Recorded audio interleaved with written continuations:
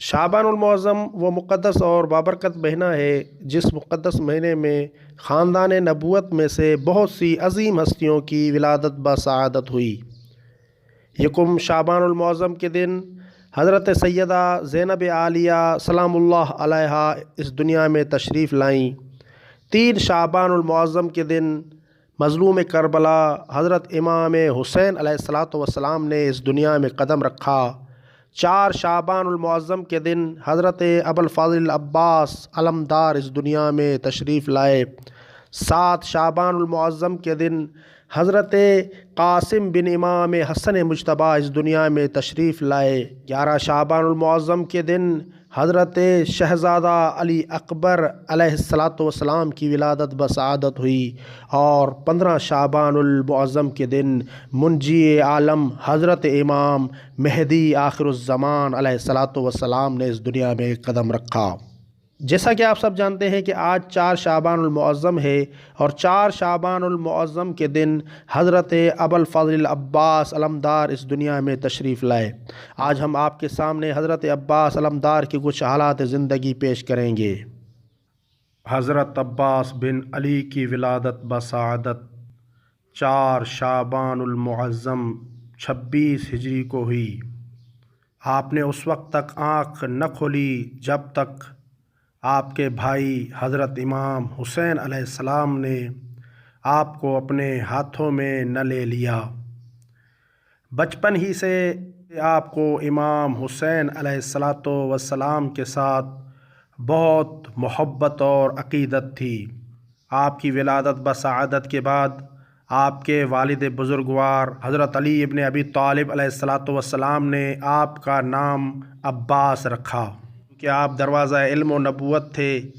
اس وجہ سے آپ جانتے تھے کہ آپ کا یہ فرزند ارجمند بغیر کسی شک و تردید کے باطل کے مقابلے میں سخت اور ہیبت والے اور حق کے سامنے شاداب و تسلیم ہیں۔ اہل لغت عباس کے معنی بیان کرتے ہوئے لکھتے ہیں، عباس اس شیر کو کہا جاتا ہے جسے دیکھ کر دوسرے شیر بھاگ جاتے ہیں، اور یہ منظر کربلا کے میدان میں سب نے دیکھا۔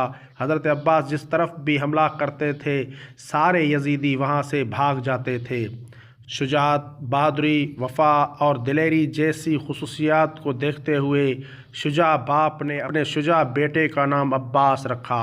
اس سلسلے میں مورخین نے لکھا ہے کہ امیر المومنین علیہ السلام نے حضرت عباس کا نام عباس اس لیے رکھا کیونکہ آپ میدان جنگ میں دشمن کے مقابلے میں حضرت عباس کی شجاعت، قدرت اور بہادری کے بارے میں آگاہی رکھتے تھے۔ آپ کو بچوں کی سرپرستی، کمزوروں اور لاچاروں کی خبر گیری، تلوار بازی اور مناجات اور عبادات سے خاص شغف تھا۔ آپ کی تعلیم و تربیت خصوصاً کربلا کے لیے ہوئی تھی۔ لوگوں کی خبر گیری اور فلاح و بہبود کے لیے خاص طور پر مشہور تھے۔ اسی وجہ سے آپ کو باب الحوائج کا لقب حاصل ہوا۔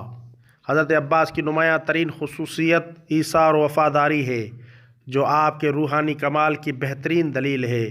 آپ اپنے بھائی امام حسین علیہ السلام کے عاشق و گرویدہ تھے، اور آپ نے سخت ترین حالات میں بھی امام حسین علیہ السلام کا ساتھ نہ چھوڑا، اور اسی وجہ سے آپ کا ایک لقب شہنشاہ وفا بھی ہے۔ آپ عرب اور بنو ہاشم کی خوبصورت ترین ہستیوں میں سے تھے، جس کی وجہ سے آپ کو قمر بنی ہاشم کہا جاتا ہے۔ حضرت عباس علیہ السلام کے القاب۔ ارباب تاریخ نے حضرت عباس کے بہت سے القاب بیان کیے ہیں۔ یہاں پر کچھ القاب کی طرف اشارہ کیا جا رہا ہے: ابو الفضل، ابو القریہ، ابو القاسم، قمر بنی ہاشم، سقا، علمدار، عبد الصالح، المواسی، باب الحوائج، شہید اور پاسدار و پاسبان حرم۔